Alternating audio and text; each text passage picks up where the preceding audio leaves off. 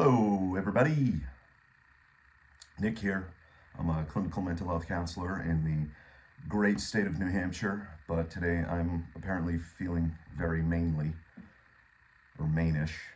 Um, I hope everyone is doing well. Anybody who's watching this, you've had a successful and relaxing and good holiday season. The last video I made, I talked about boredom, and I talked about, essentially, congrats. Congrats if you're bored. If you were in 2024, now in 2025, and you find yourself bored, congratulations, because it's an opportunity. It's a time to maybe seek some silence away from the endless distractions that we have. It's a time to maybe do some internal reflection, whether that be in meditation or more kind of introspective, depth psychological work. But today I wanted to kind of talk about the other aspect of it, and something that I find relevant in, in my discussions with clients and friends, when they do start to kind of, you could say, recede away from the noise, right? Maybe not recede away from the world, but recede away from the noise. Engaging with play, engaging with playing with themselves and playing with the world. And not like that, right? Maybe that's a topic for another video. But playing with their creative potential, playing with their ability to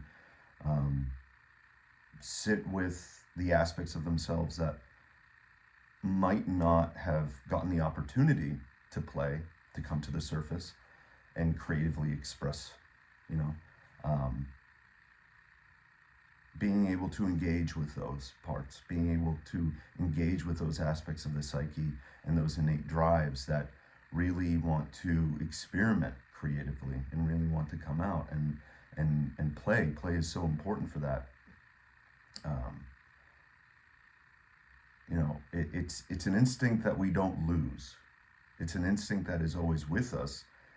I think as adults, it's not that we've lost the ability to play. I don't know if we've been given the opportunity to play. I think for the majority of people, there's a real drive to play, a real curiosity to play. And it's not that that somehow disappears. It's just, again, maybe it gets lost in the noise. And that's something that I think really, once you are in a place where you start to find more silence, you start asking yourself, like, what am I going to do with myself when I'm not connected to the endless consumptive information machine? What am I going to do with myself when I'm not watching TV all the time? What am I going to do with myself when I'm not on my phone all the time? What am I going to do with myself when I'm not, constantly grabbing for all these culturally approved things?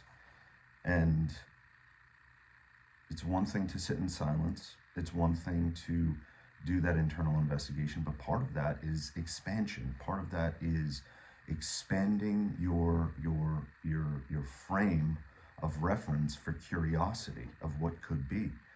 And the stories start to shift. So just as we start to maybe engage with play and engage with our creativity in different ways, and I don't mean in just the kind of artistic, the writing, the pottery, the woodwork kind of way. And I think those are very creative and can be very playful, don't get me wrong. But what does that creative potential mean for you? Finding that kind of unique expression that really resonates with your psyche, your soul. I think that's really at the core of creative play. And this gets back to kind of what I talked about previously, which is, well, I don't know if I mentioned it, to be honest with you, in the last video, but the difference between being creative or finding a balance, if you will, between being creative and consumptive. finding a balance between expression, right? Expressing things, and taking things in. I think we're all very good. I've seen people that are all very good at taking things in. They take it in, you know, and when they're uncomfortable, oh, boop, let me get that. Uncomfortable, oh, boop, let me get that, all right? We're all very good at taking things in. If we sit with that uncomfortability, understand what it's saying, understand what the emotions, and maybe deeper than that, the instincts are telling us, right? Oh no, it's expressive. It wants to get out. It wants to come out.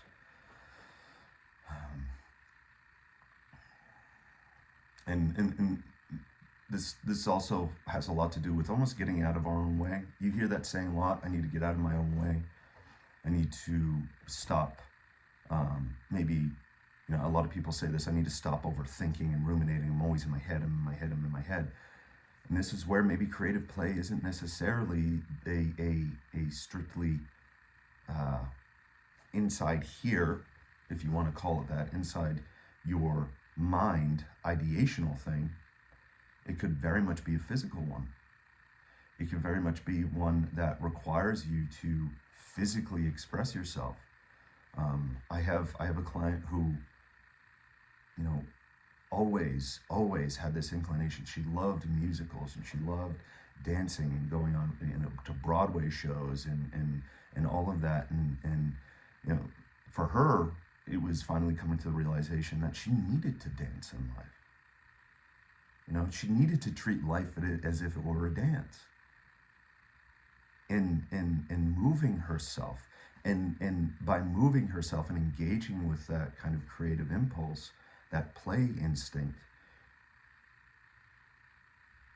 it switched on. You know, her physical practice, her physical play, her physical curiosity became very much one in unison with the psychological, her mental faculties, her mental yearning to engage with a creative process. And at that point, all the, you could say, quote unquote, symptoms of what for her was for a very long time, these kind of anxieties or these, you know, panic, certain depressive symptoms, whatever you want to call it, they just started to slowly calm down. You know, I spoke to somebody else yesterday, actually, a good friend of mine, not a client, which if he's watching this, hey man, what's going on? It was good to connect yesterday. He recently went on a retreat, and the way he described it was, Nick, I went from being, and unbeknownst to him, right, constantly inundated with, you could say, these suggestions in the world, whether it be through the Black Mirror, right, or through ads or television, this and that, all of those things, constantly inundated with a message for me to just consume whatever it is that was being told to me. I went from that and not really having a realization of that to realizing that what that was in this retreat. This retreat required him to really just be in silence and be quiet in a way and really do a whole lot of internal work, you could say. And he's like, man, once I got back, it's like, boom, it was a wave. It was like I just got hit. And I think it lends so much credence to what I was discussing, you know, in the last video and discussing here, which is finding time away from the noise, from the screens, from the inputs, and finding some time for playful outputs in whatever the capacity that means for you, whatever that means for you. You know, but for me personally, it is a physical practice. It's not only one of physical exercise and conditioning work, but also martial arts. For me, that's also in some form of creative writing. I love fiction, right? I love writing this story that's been in my head, for the last almost decade. And it's and here's the thing in terms of anecdotally getting out of my own way, and what I hear from clients is that it doesn't have to be perfect, but just engaging with the process of it wanting to come out, it wanting to express itself, it wanting to playfully, engaging with that, just engaging with it becomes so satisfying. It becomes so relaxing. It gives it a voice. It gives that part of us a voice. And the more we either consciously suppress that, or we're unconscious of the fact that we are suppressing it, the more we kind of peel back those layers and allow play to be a part of our lives, curiosity to be a part of our lives, I think that, honestly, from what I've seen, the better we feel. The better we feel. So, maybe some practical steps. Practical steps would just be to ask, at this point, ask yourself the question. Ask yourself the question in your own life. Do I play? Do I allow myself to play? If I'm not allowing myself to play, who's told me that I can't?